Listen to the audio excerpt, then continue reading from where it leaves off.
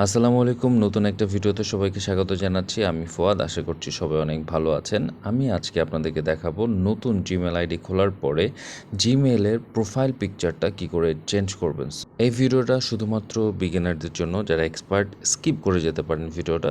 Profile আইকনটা change করার জন্য প্রথমে যেটা করতে হবে, প্রোফাইল আইকনের পাশে যে ডট আইকনটা আছে সেখান থেকে অ্যাকাউন্ট নামে যে অপশনটা আছে সেখানে ক্লিক করতে হবে।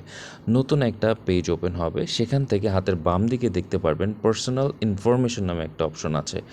সো সেখানে একটু নিচের দিকে স্ক্রল করে দেখবেন প্রোফাইল পিকচার নামে একটা অপশন আছে, সেখানে ক্লিক করলে একটা আইকন আসবে, যেখানে আপনারা নিচের দিকে ক্লিক করলে অটোমেটিকলি একটা অপশন শো করবে, যেখান থেকে অনেকগুলো প্রিলোডেড পিকচার থাকবে। আপনার চাইলে সেখান থেকেও দিতে পারেন, অথবা তার ডান পাশে ক্লিক করলে আপলোড ফ্রম কম্পিউটার নামে একটা অপশন থাকবে, যেখান থেকে আপনারা খুব ইজিলি আপনার নিজস্ব প্রোফাইল পিকচারটা এখানে ড্র্যাগ অ্যান্ড ড্রপ করতে পারেন, অথবা চাইলে আপলোড করতে পারেন সরাসরি।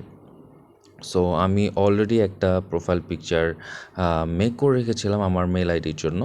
সো সেটা চাইলে আপনারা ক্রপ করতে পারেন। সো আমার ক্রপ করাই ছিল, তাই আমি সেটাই নেক্সট ক্লিক করলাম। আর ক্লিক করার পরে এটা দেখতে পাচ্ছেন সেভিং প্রোফাইল পিকচার। সো এটা খুব ইম্পর্টেন্ট, কারণ আপনারা যখন কোনো একটা মেল পাঠাবেন, তখন আপনার যদি ইউনিক এরকম প্রোফাইল পিকচার থাকে মেলে, অবশ্যই যে রিসিভার খুব ইজিলি আপনাকে আইডেন্টিফাই করতে পারবে। আশা করছি ভিডিওটা আপনাদের ভালো লেগেছে এবং উপকারে আসবে।